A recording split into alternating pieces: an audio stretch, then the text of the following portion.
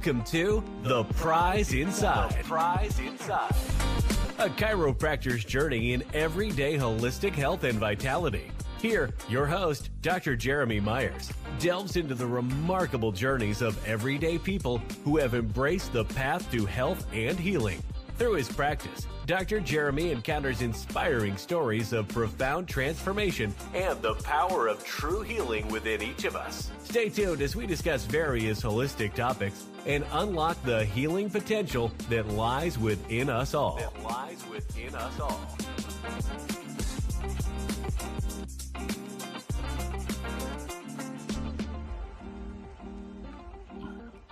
All right. Welcome, everybody. Welcome to Whole Health Weekly. Tonight at our 6:30 edition. Sometimes this will be at 8 as well because the kids stuff. I'm thinking 6:30 might be a pretty good time. I was looking ahead. I was like trying to decide if like 6:30 or 8 o'clock would be good. And I think I kind of like the 8 o'clock one just to make sure that everybody gets home and it's getting nice out and all those good things. But tonight we go over some different articles or topics of the week, and hopefully you enjoy it. So what we do is try to find trending things in health. But what we want to do is look at it from a holistic perspective versus, just our old sick care model, right? So a lot of times we get inundated constantly with commercials. You'll have a commercial for the next weight loss pill, but and they do a beautiful job with the commercial. It's like this great commercial and the guy riding a bike with flowers and all this kind of stuff, and they're throwing a ball, doing all those kind of things, and then they start listing off the side effects. And then the side effects are, all this stuff like anal leakage, you go blind in one eye, those kind of things. But they hide it really well behind the imagery.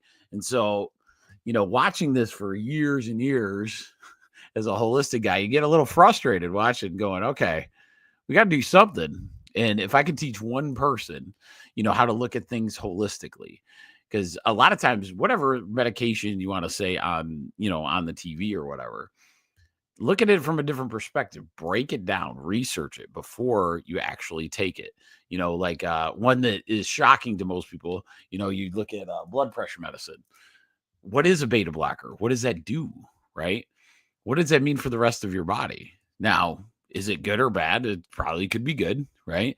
The doctor probably wouldn't give it to you unless you needed it potentially.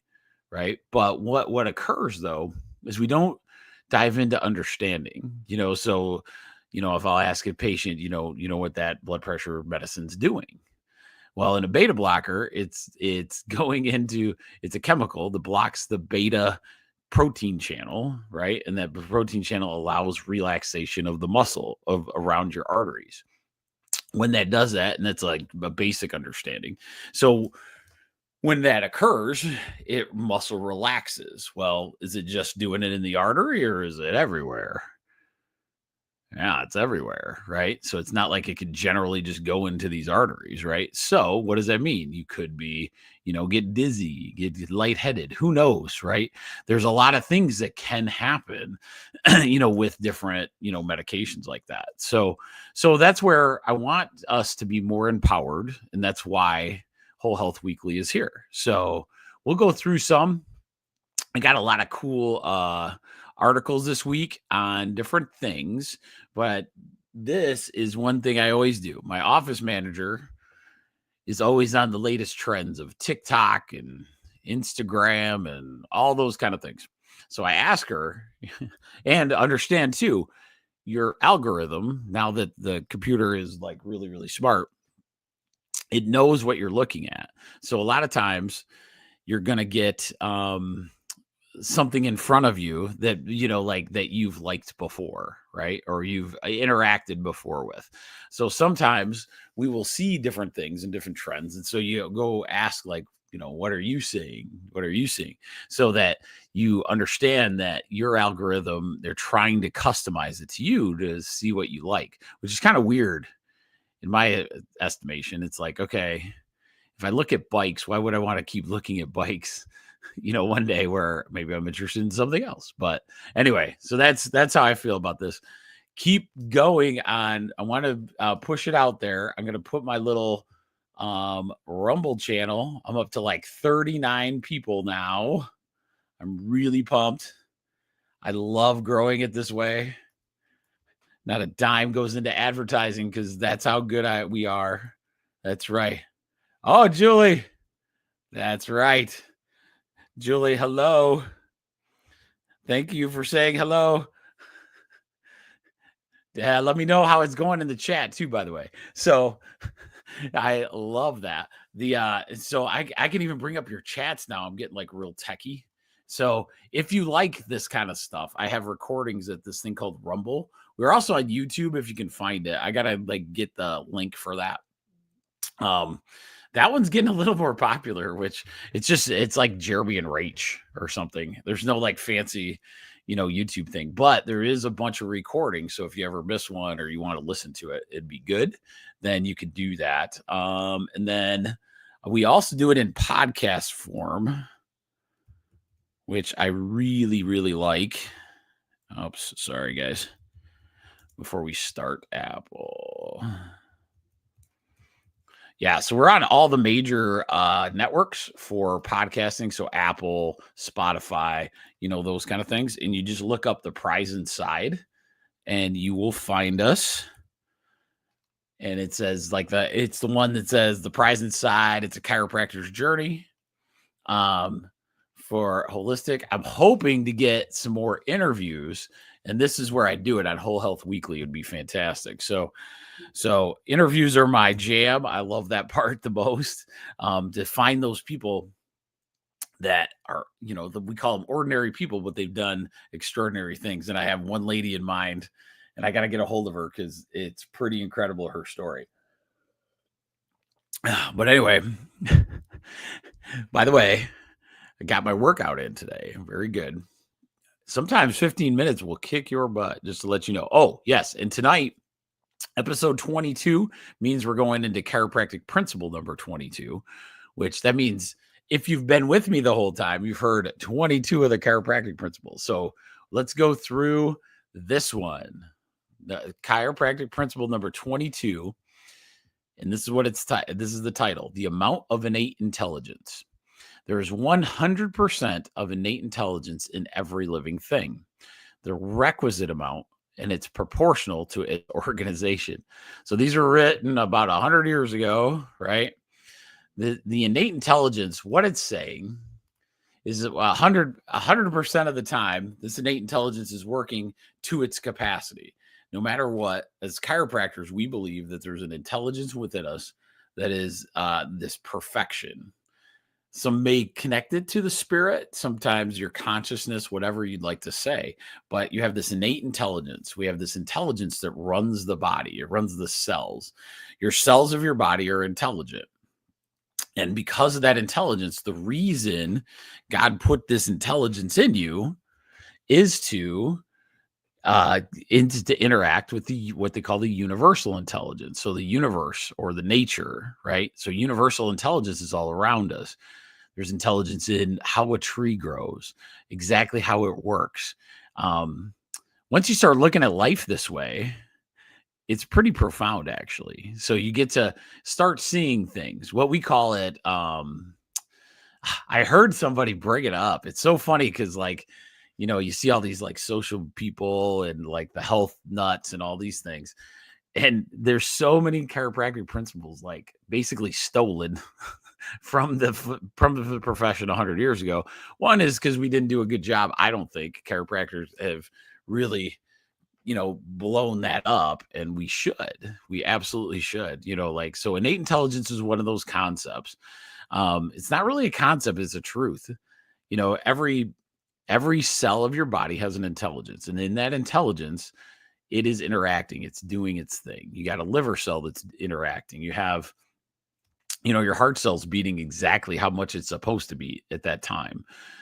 You have these muscles that are going against the gravity, and the gravity in the nature or the universal intelligence, right, is pushing us down to the earth like it should, because otherwise we'd be floating away.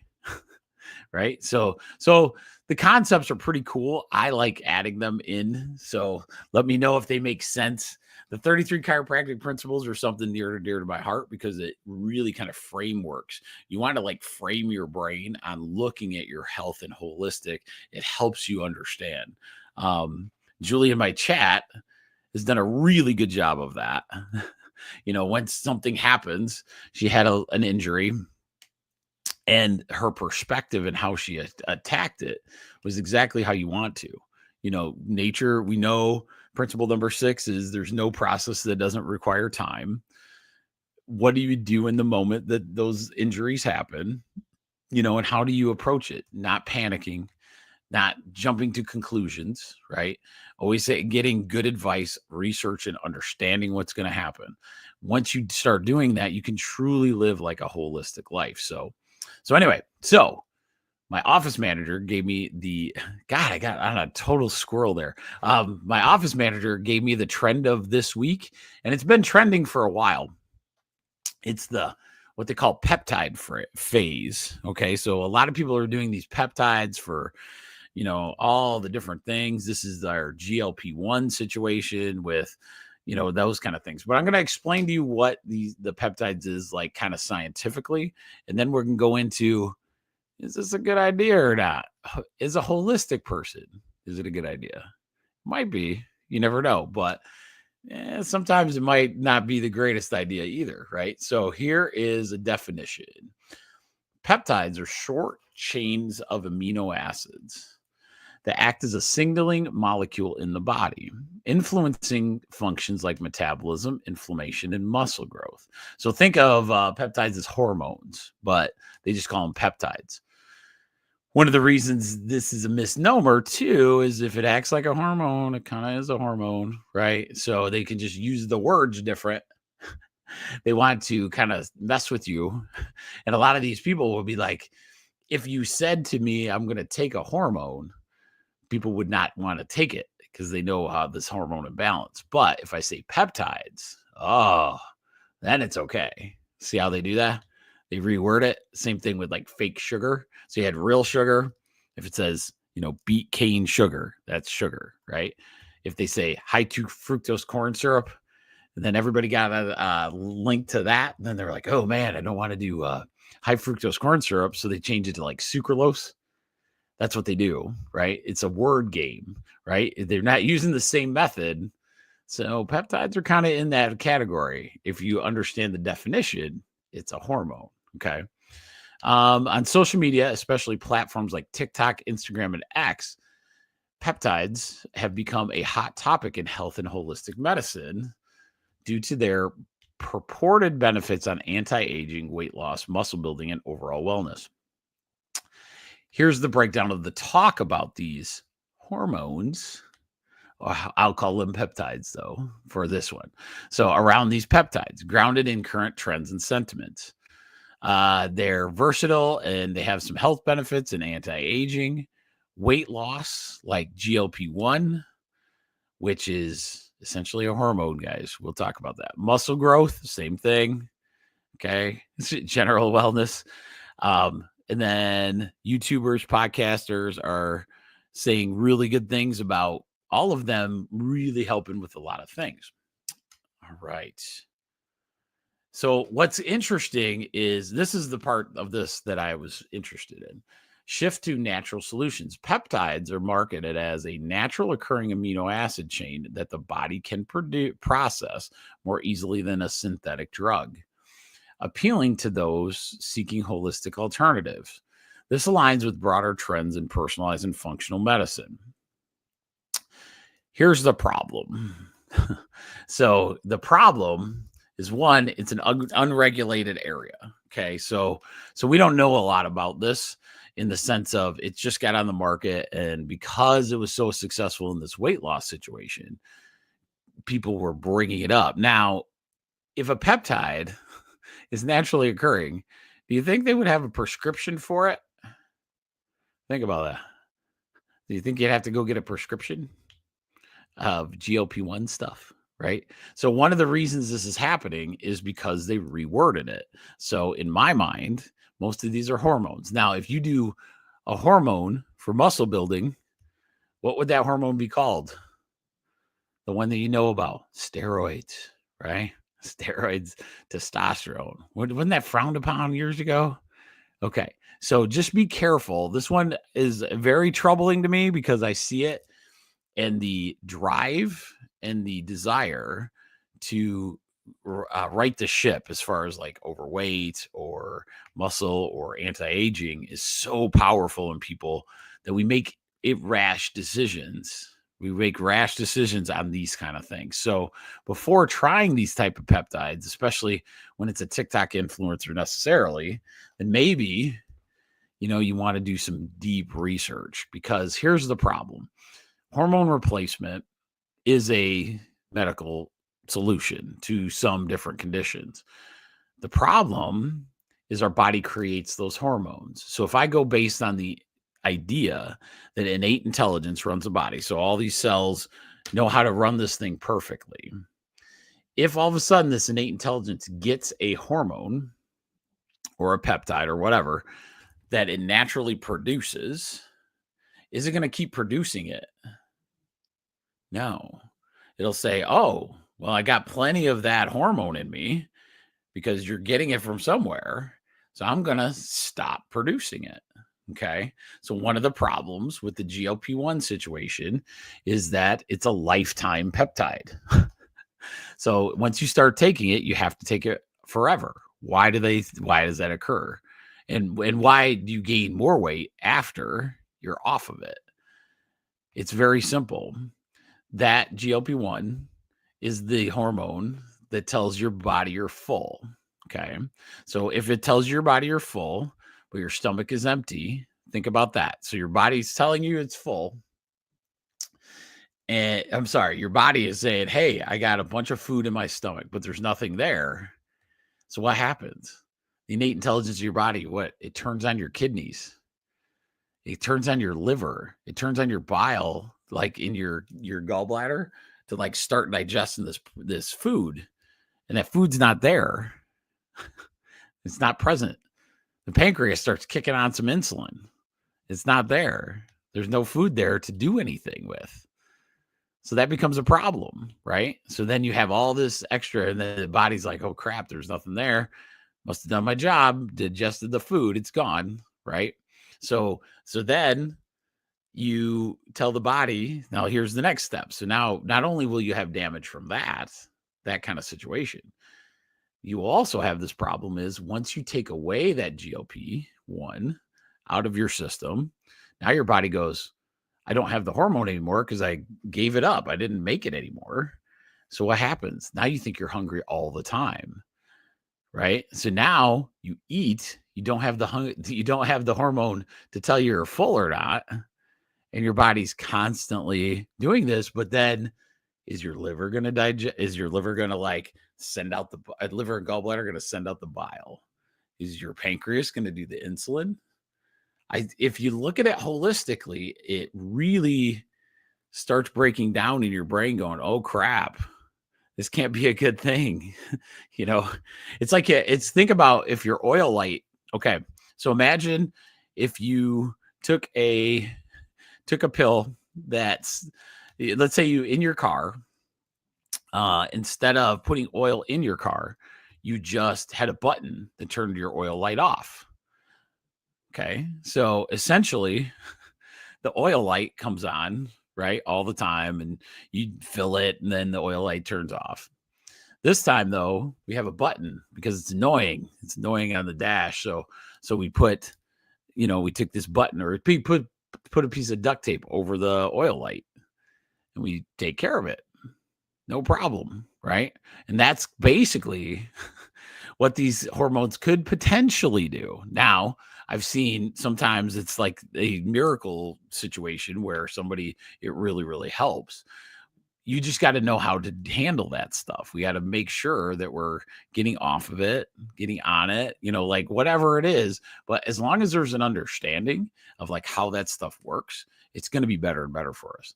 So that was a good topic. I like that. So peptides, that's what they are. So, and they're in all kinds of stuff. You're going to see it a lot more as we go. It's like the new trend. Probably somebody's going to try to sell you something in that route. Just make sure that you understand, what it is. Okay. So let's go into some cool hot topics to this tonight. All right. Let's go to the trends this week. All right. That one's boring. Gut health, is going to be gut health will be probably the trend for the next 5 years. So just remember that microbiome, understanding that. I do a lot of dives on that on my 1% tribe on Sunday night. Probably going to do another one pretty soon here because it's such a hot topic. It'd be good to have the gut microbiome talk again. Energy. It's kind of cool because like in all the different topics, there's in the mental health and mindfulness, there's a surge in content promoting mindfulness practice, meditation apps, and stress relief techniques. So yeah, so we talk about that quite a bit. Energy-based modalities, which is kind of cool. Reiki, sound healing, and chakra balancing are gaining huge popularity, which are huge. Like any of those energy healing, I would put acupuncture in there. You can put chiropractic in because once you get adjusted, you're actually helping your biofield as well. You're readjusting, realigning the communication patterns, which makes it better. I always say, I think personally, getting your spine realigned and then doing an energy modality is like the way to go. I always thought that, but I've always been completely intrigued with sound healing, frequency healing. I'm studying something right now I can't wait to bring to you guys on light frequency. So light frequency and what it does, it's like it's so much more important than we could ever imagine. The only thing I can pick up right now from the studying is make sure you're enjoying those sunrises and sunsets because there's a lot of good sun energy. We just have to start getting our bodies used to that sunlight. Okay. And quit calling it an enemy. We don't want to like lather ourselves up so much in things that block it when it's so good for us. So we want to get to that just the right amount. Right. So anyway, on this, I won't get into that too much because I really like that topic, but a lot of these energy frequencies are what helps you heal and allows us to get through all the other kinds of what I would say radiations and those kind of situations that are hitting us on a daily basis.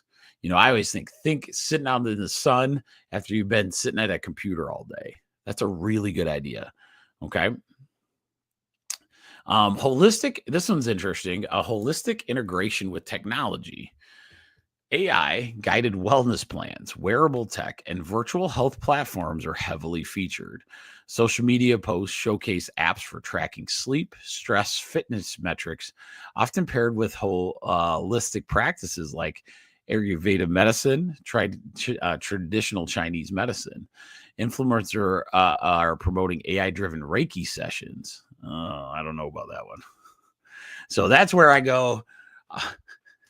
I don't know. Those are two energy fields.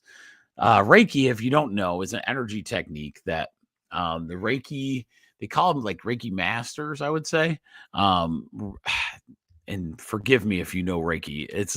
Reiki there's people that practice it really well. One of the things I would caution, though, is to think that a computer could actually take the Reiki's ability, because those are two different, in my opinion, there's two different biofields. You have these chakras. We have this entire biofield that's about 5 feet around us. That's why when you interact, it's cool. Like that's why groups are so important. It's interesting how they kept us 6 feet apart, isn't it? When our biofield's 5 feet. That's always fascinating to me. But the idea is that he was saying AI running Reiki sessions. I don't know if we're that advanced. That creeps me out anyway. But just remember too, like when we do, because there are some good tech out there to track sleep, a lot of those kind of things. But don't get hung up on those. It's better to not have them, to be honest with you, because of the interference to your biofield. It just adds more radiation to you. And so sometimes it's great to see like how you're exercising, how many steps you're doing. But I would really recommend not wearing it all the time. I do this technique. It's like muscle testing. It's where you test for a strong muscle. And when we push on basically an acupuncture point, it'll weaken, in certain spots, right? But when somebody's wearing that tech, it will not work. The whole technique does not work. So it's fascinating how quickly you can have that happen. So just remember that as you're wearing those things, they're a positive, but just don't lean on it a lot of times. Okay. All right. So that one's good. All right. Oh, and this is a good one. This is kind of what Whole Health Weekly is all about. There's cautioning people around these trends. Experts on social media warn against unverified health trends, urging followers to consult professionals. Post evidence-based approaches over quick fixes, with influencers like doctors and dietitians debunking misinformation on platforms like TikTok. And that can be true. Very true. But what we're doing tonight, and we will be doing at Whole Health Weekly, is teaching you how to discern. Because sometimes you don't need the scientific validation in the sense of who's doing the science, right? When they say that garbage, they trust the science. Well, who paid for the science? And if true consciousness, and we have this intelligence within, then we can discern. We can discern what's going on, right? So my biggest thing is just I caution when you hear, oh, trust the science on anything, they're usually somebody that's not really like listening to their own human body, and that is always troubling to me. So anyway, that was pretty good for the trends this week. I want to go into the cool articles. Let's do, I'm going to do the first ones I found an article. It's called vertebral subluxation. So vertebral subluxation is the words a chiropractor uses. I'd love to use this every day if everyone understood it, but it's basically that misalignment and the multitude of things that happen around that misalignment. So if your back goes out on you, right, we call it a vertebral subluxation. It's not working right.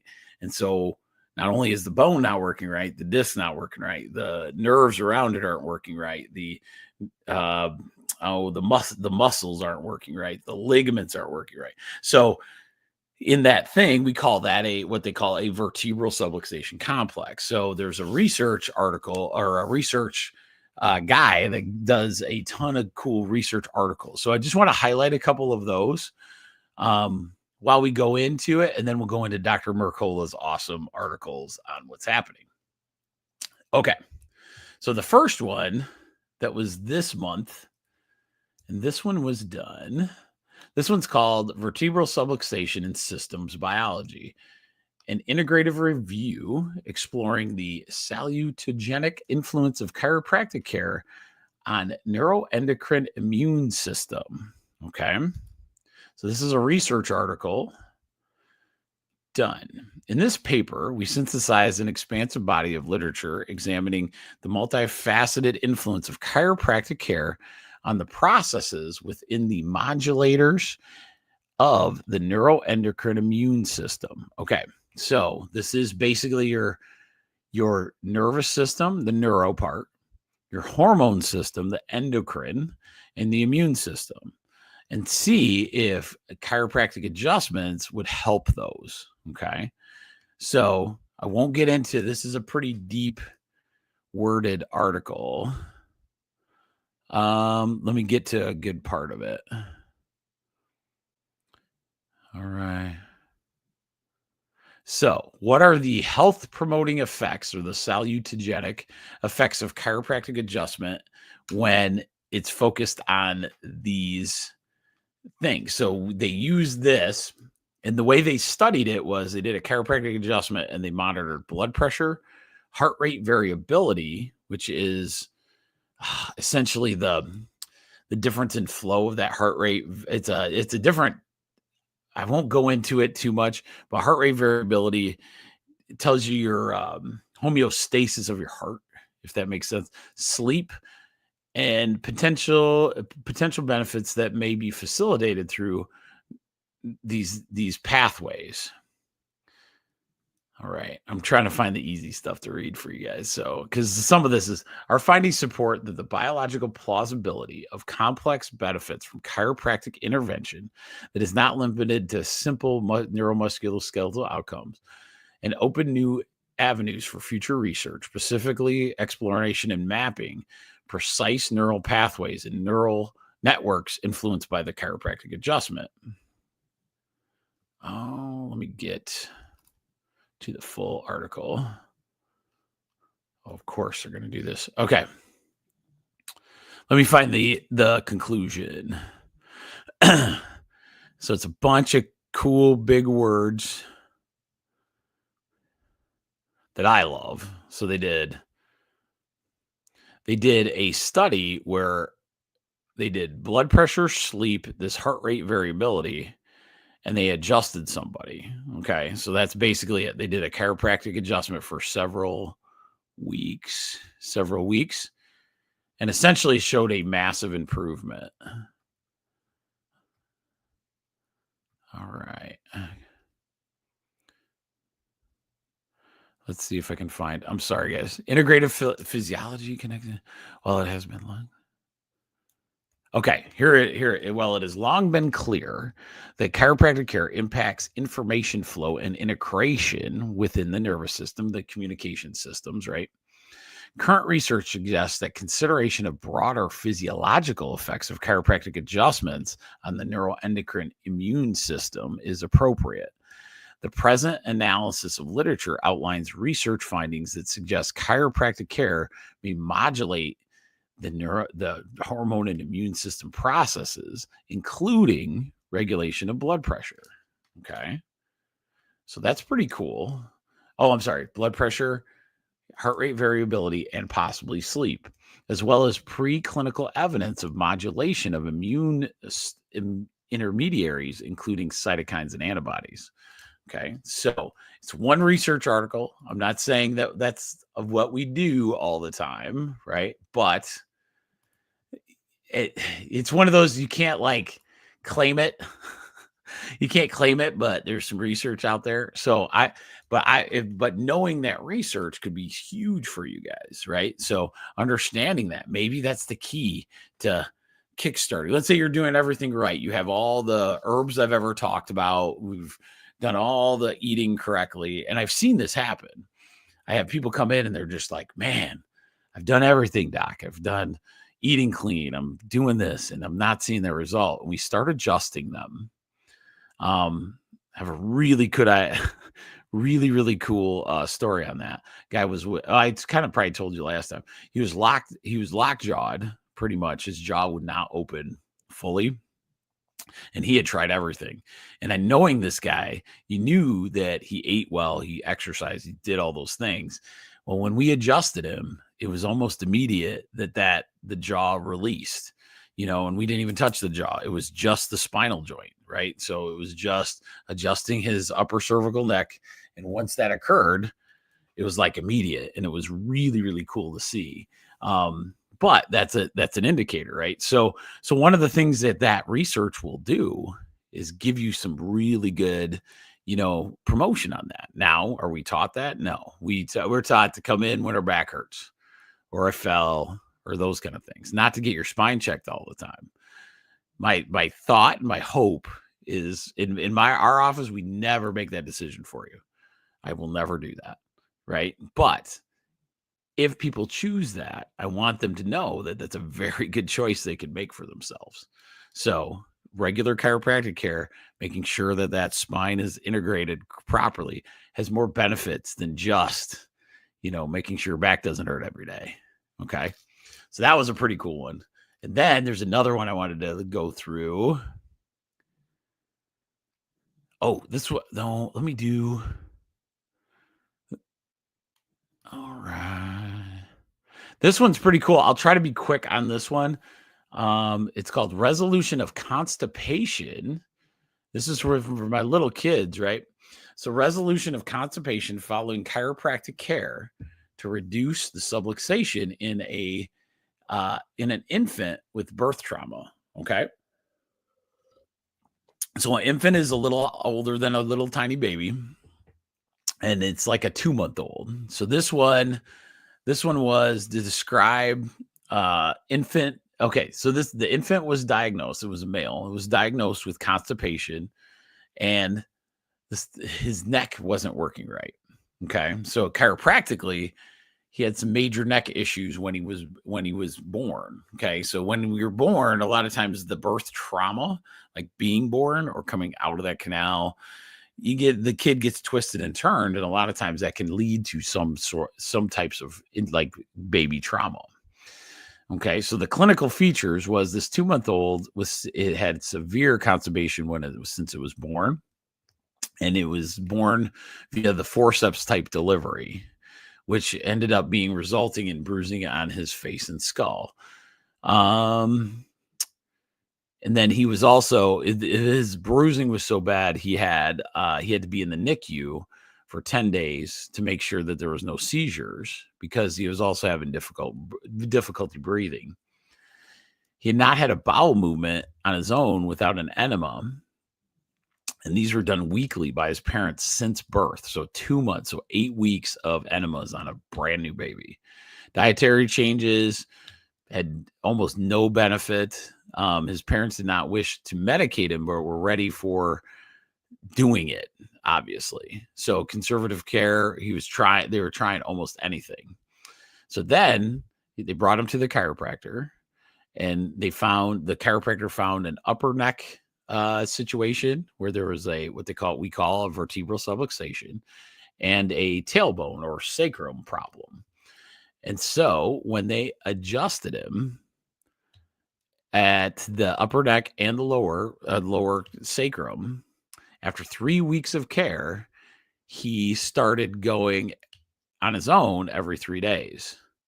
And then after 11 weeks of care, he was having daily ones with no actual outside aid. So that was really cool. And sometimes I've seen in the office, so that was a research study done.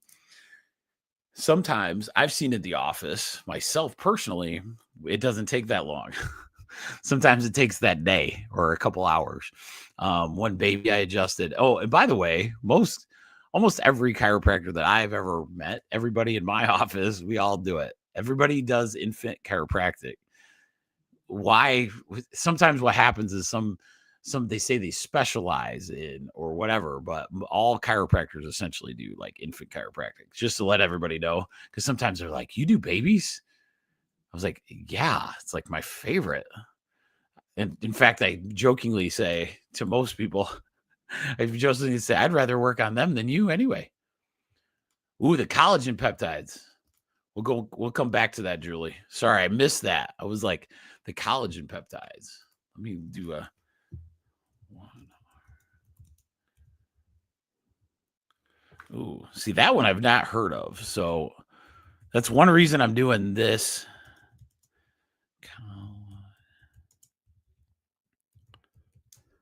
Let's see what they are. Okay.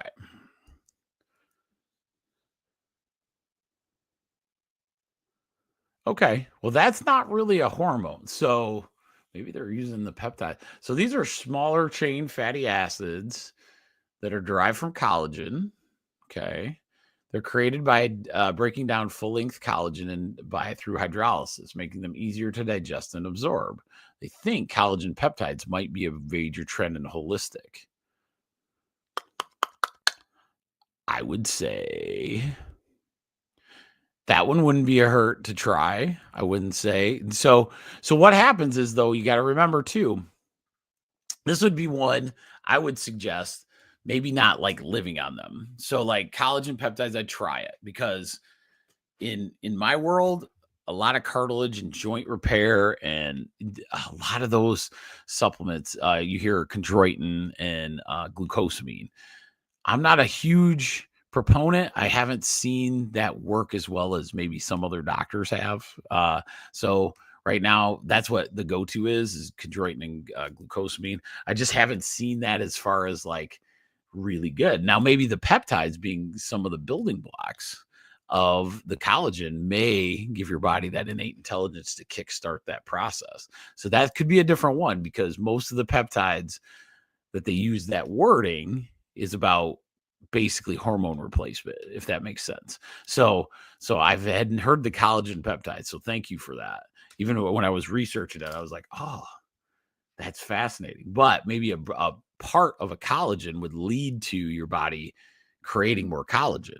So that could be a possibility. So that one would be one. I would try it. You're not going to hurt anything. You're not going to take away a signal of your body to stop making something. So absolutely, I would try that. That's interesting. Let me know how that goes. Collagen peptides could be an interesting one. So I apologize. We'll go back to the other thing. So remember that constipation, if you want a simple solution to a very struggling thing with an infant or a baby, which is very troubling sometimes, chiropractic can be a huge open door for it. So there is that. So there's my chiropractic soapbox, giving me a couple articles. I'll try to add some of those in because they're pretty cool. And a lot of that research doesn't get out there, right? So a lot of those were done a couple years ago, and like that, not a lot of people talk about them. So, all right. So let's go into Dr. Mercola's stuff for the week. All right. This is an interesting one. I since we're on baby topics, we're going to go into this. So Dr. Mercola wrote one on plant-based milks for toddlers don't meet nutrient needs. Okay. So this one, we'll do the story at a glance. So plant-based milks significantly reduce essential nutrients in toddlers' diets, even when fortified. Research shows calcium, vitamin B2, and B12 levels drop by around 50% when replacing cow's milk with in toddlers' diets. Most pediatric guidelines strongly advise against using plant-based beverages as milk replacements for children under 2 years old due to the nutritional inadequacy and other health risks. Soy milk contains phytoestrogens that alter DNA expression and anti-nutrients that reduce protein absorption, making it particularly concerning for a developing baby. Plant-based milks are ultra-processed foods that contain additives like gums and emulsifiers, whereas grass-fed cow's milk provide unique nutrients linked to reduced disease risks.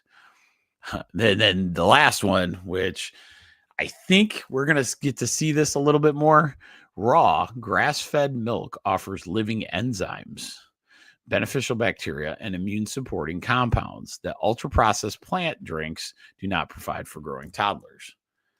That's pretty good because they're going to hit you with some different plant-based alternatives, especially for toddlers, because no one's going to pay attention. But B2 is critical. B12 is critical. These are all nerve. When you're talking vitamin Bs, everybody should be taking their vitamin Bs because of the nerve health that it does, right? So if you take that away from your toddler, what does that do, right?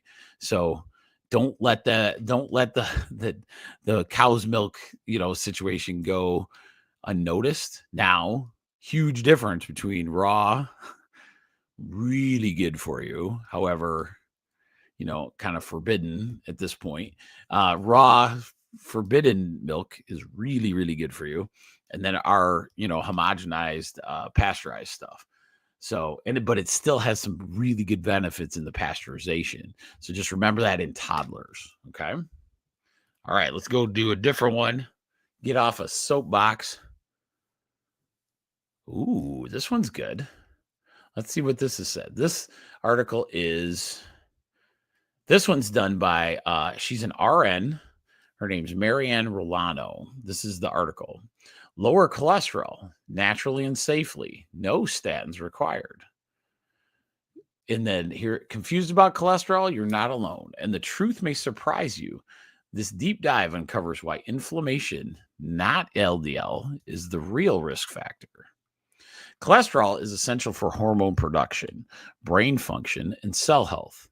About 80% of it is made by your body, not consumed in food. High triglycerides, high fat, like high bad fats, okay, not cholesterol, pose a stronger risk for heart attacks. So, like your crappy processed food fats are pretty bad, raising risk by 80%, making triglyceride to HDL ratio a better heart disease predictor. Okay, so when you see your blood tests, look at your triglyceride. When you see triglyceride, pay attention to that number.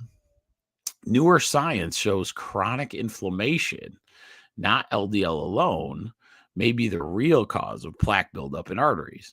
Shifting focus to markers like C-reactive protein, which is CRP on your blood work, this ApoB, which is another blood indicator.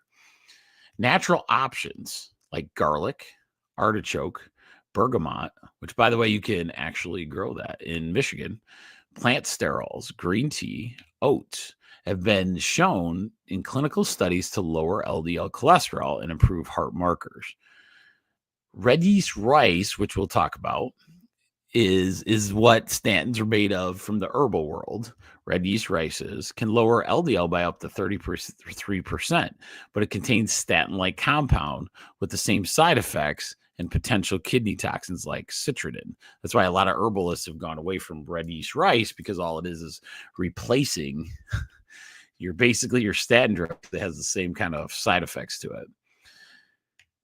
But here's the big thing. No matter how many herbs I send at your LDL number, which is everybody's panic number, right?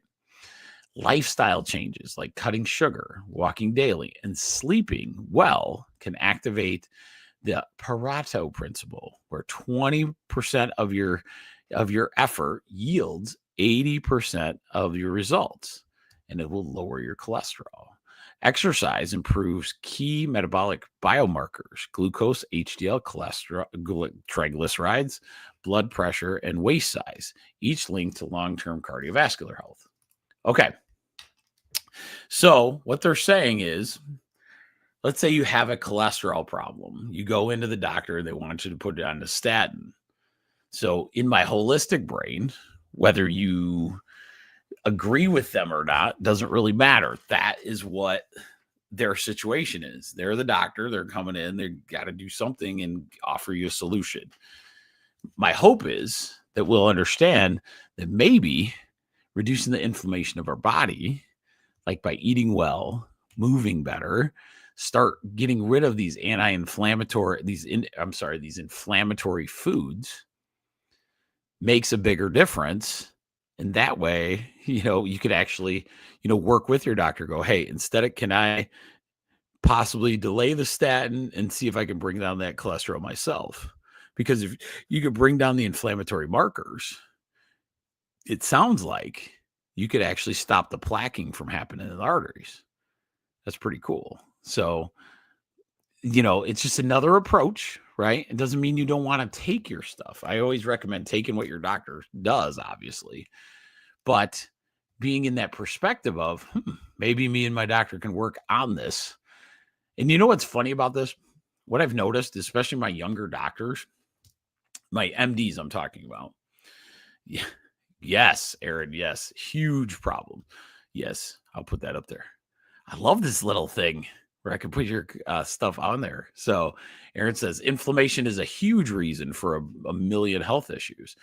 But this one is another link to all of those things, right? So if I get that under control and your cholesterol starts going down, the stress on your body is going to be massively different, right? So, but the neat thing about what I was going to is a lot of my younger MDs are really into working with their people, especially if you come in with the right knowledge. If you come in with, a Twinkie in one hand and a Monster in the other and have a cholesterol problem, and then say to them, I would like to not take that cholesterol thing, they're going to say to you, too bad. I'm looking at your right hand, you got a Twinkie, and in your left hand, you got a Monster drink.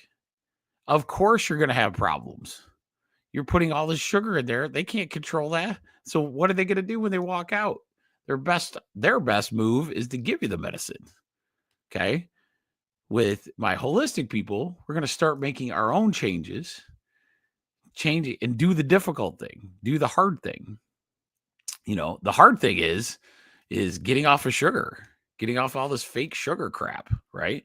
Getting sleeping better, moving better. All these things are difficult to do, right? But that's the holistic challenge. That's why you do a little bit each day.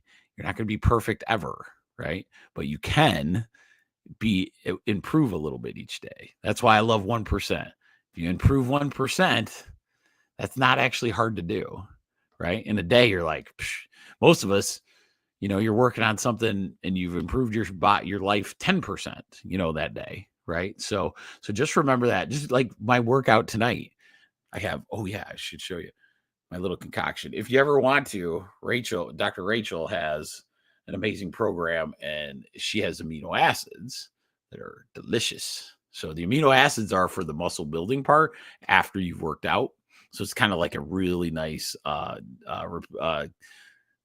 replacement. And we have a few other products like that we're going to start carrying from the my Amish herbalists down south in a different town.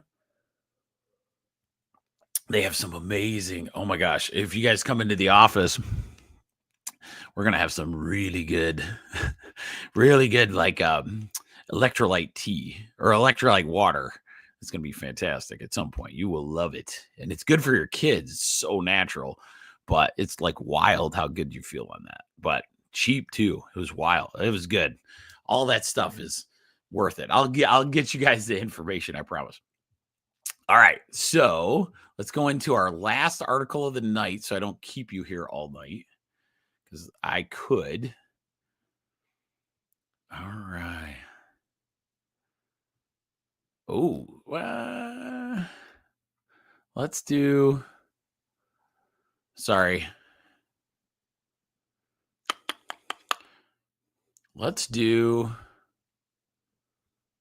an easy one.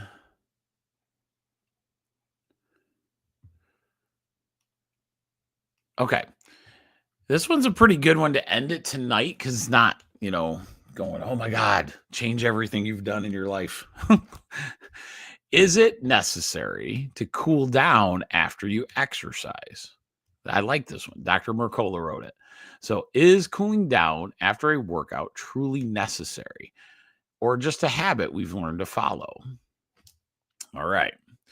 Cooling down after exercise is not essential for everyone, but it offers benefits for blood pressure regulation and circulation, especially for older adults, people with heart conditions, or anyone finishing strenuous exercise. Research shows cooling down doesn't measurably reduce soreness or boost performance, but it helps the body shift our effort more smoothly and comfortably, similar to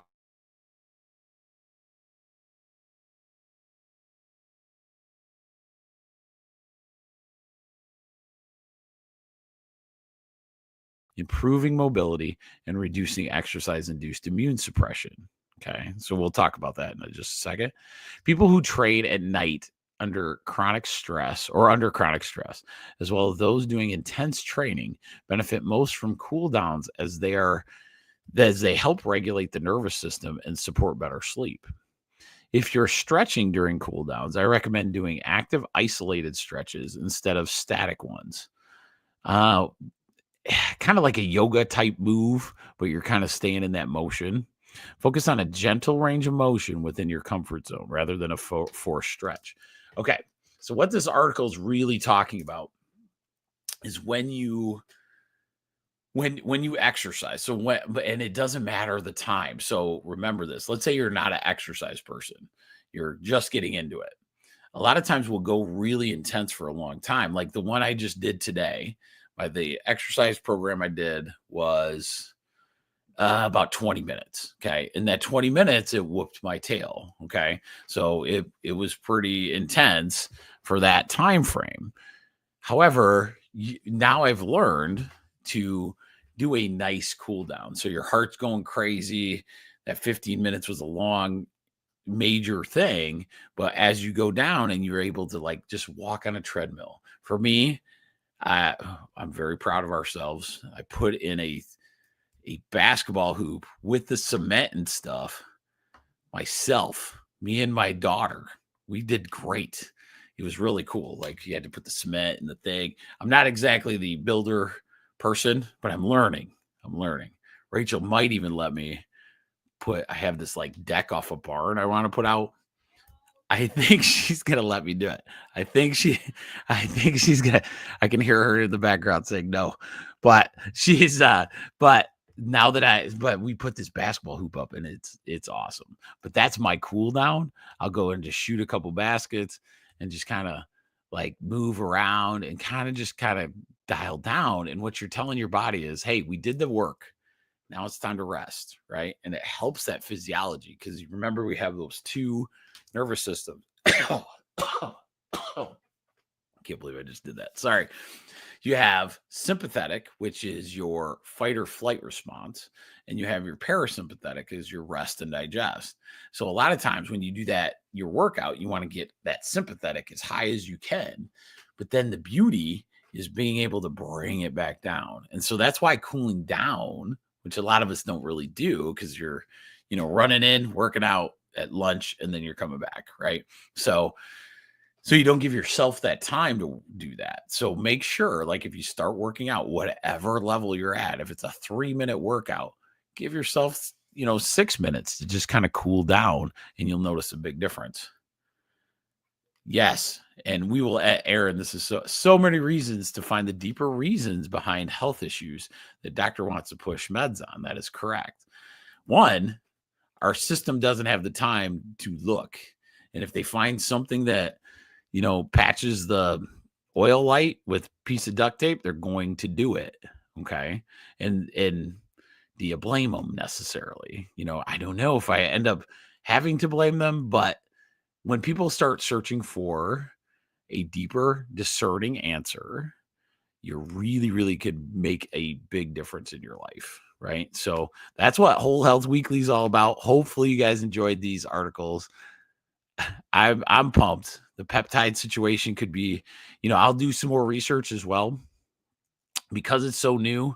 My first inclination of it is that it's like that. And then Julie put up collagen peptides, which threw me off because I'm like, okay, they're using collagen peptides. That's not necessarily a hormone either. So that is interesting. That's why I love this stuff because you're never ever totally right in all these things. It sounds like you're like this expert in all. However, you just got to keep digging because there's different answers for everything, right?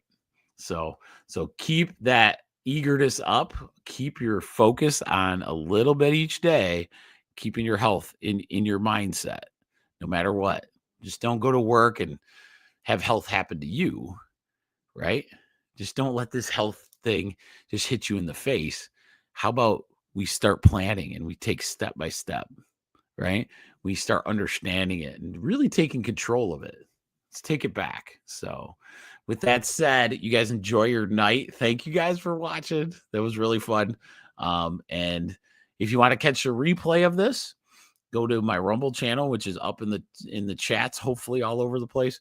And if you like listening on Apple Podcasts, The Prize Inside, Chiropractic Journey to Extraordinary People. So there you are. All right, guys, have a good night.